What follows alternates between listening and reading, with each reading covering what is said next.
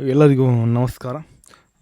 ಮೂತ್ರದಲ್ಲಿ ಉರಿಯೂತ, kidney stone ಸಮಸ್ಯೆ ಅಥವಾ ಯೂರಿಕ್ ಆ್ಯಸಿಡ್ ಹೆಚ್ಚಾಗಿರುವ ಸಮಸ್ಯೆಯಿಂದ ಬಳಲ್ತಾ ಇದ್ದೀರಾ?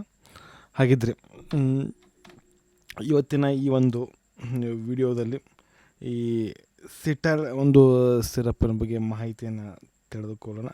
ಈ ಸಿರಪ್ ಯಾವೆಲ್ಲ ಒಂದು ರೋಗಗಳಿಗೆ ಬಳಸ್ತಾರೆ ಮತ್ತು ಈ ಸಿರಪ್ಪನ್ನು ಹೇಗೆ ಕೆಲಸ ಮಾಡುತ್ತೆ ಮತ್ತು ಇದನ್ನು ತೆಗೆದುಕೊಳ್ಳುವಂತಹ ಒಂದು ಸರಿಯಾದಂಥ ವಿಧಾನ ಹಾಗೂ ಈ ಸಿರಪ್ ಇಂದ ಯಾವೆಲ್ಲ ಒಂದು ಸೈಡ್ ಎಫೆಕ್ಟ್ ಕಾಣ್ಬೋದು ಅನ್ನೋದನ್ನು ಈ ಒಂದು ಎಲ್ಲ ಮಾಹಿತಿಯನ್ನು ಈ ವಿಡಿಯೋದಲ್ಲಿ ನಾನು ನಿಮಗೆ ತಿಳಿಸ್ಕೊಡ್ತಾ ಹೋಗ್ತೀನಿ. ಬನ್ನಿ ಒಂದು ವಿಡಿಯೋನ ಶುರು ಮಾಡೋಣ. ಸಿಟೈಲ್ ಓರಲ್ ಲಿಕ್ವಿಡ್ ಅನ್ನುವಂಥದ್ದು, ಇದನ್ನು ಸಿಟೈಲ್ ಓರಲ್ ಲಿಕ್ವಿಡ್ ಅನ್ನುವಂಥ ಒಂದು ಕಂಪನಿ ತಯಾರು ಮಾಡಿರ್ತಕ್ಕಂಥ ಕಂಪನಿ ಬಂದುಬಿಟ್ಟು ಇಂಡಿಕೋ ರೆಮಿಡೀಸ್ ಲಿಮಿಟೆಡ್ ಅನ್ನುವಂಥ ಒಂದು ಕಂಪ್ನಿ ಏನು ಮಾಡ್ತು, ಈ ಒಂದು ಸಿರಪ್ಪನ್ನು ತಯಾರು ಮಾಡ್ತು.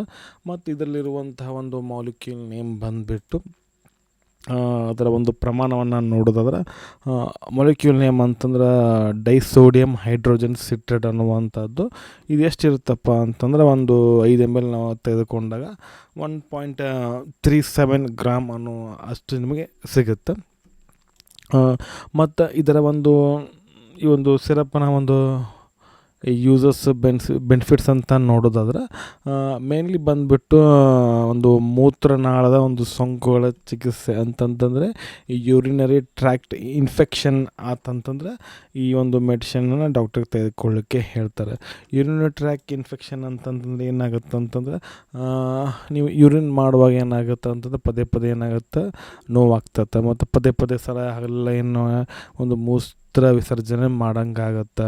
ಮತ್ತು ಮೂತ್ರ ವಿಸರ್ಜನೆ ಮಾಡುವಾಗ ಏನಾಗುತ್ತೆ, ಒಂದು ರಕ್ತ ಬರ್ತದೆ. ಇವೆಲ್ಲ ಒಂದು ಇನ್ಫೆಕ್ಷನ್ಗಳಿಗೆ ಈ ಒಂದು ಏನು ಮಾಡ್ತಾರೆ, ಈ ಒಂದು ಸಿರಪ್ಪನ್ನು ತೆಗೆದುಕೊಳ್ಳಿಕ್ಕೆ ಹೇಳ್ತಾರೆ.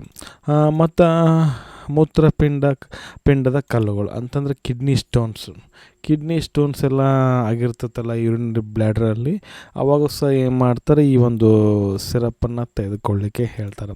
ಮತ್ತು ಈ ಒಂದು ಸಿರಪ್ಪನ್ನು ತೆಗೆದುಕೊಂಡ ಏನೆಲ್ಲ ಒಂದು ಸೈಡ್ ಎಫೆಕ್ಟ್ ಆಗ್ತಾವಂತ ನೋಡೋದಾದ್ರೆ ಸೈಡ್ ಎಫೆಕ್ಟ್ ಬಂದುಬಿಟ್ಟು ಒಂದು ಹೊಟ್ಟೆ ನೋವು, ಸ್ಟಮಕ್ ಪೇನ್ ಆಗುತ್ತೆ, ಡಯೂರಿಯಾ, ನೈಸಿಯಾ ಇವೆಲ್ಲ ಇವೆಲ್ಲ ಆಗುವಂಥ ಒಂದು ಸೈಡ್ ಎಫೆಕ್ಟ್.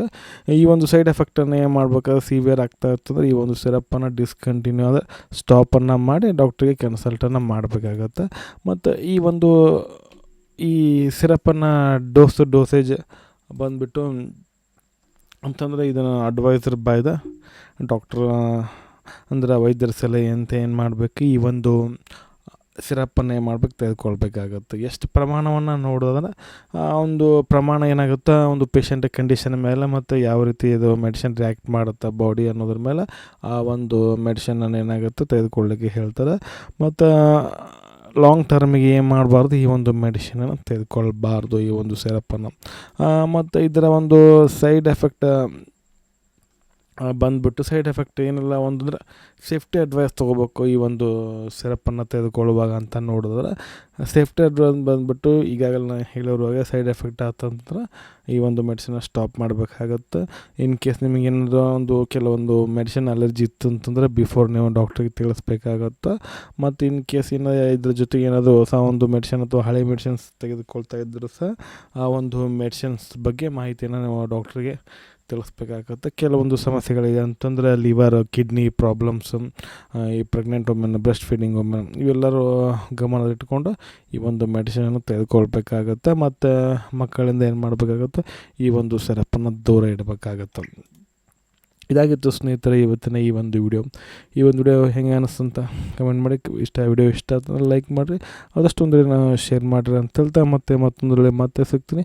ಅಲ್ಲಿವರೆಗೂ ಬಾಯ್. Thanks for watching. ಆರೋಗ್ಯ ನಮ್ಮ ಕೈಯಲ್ಲಿ.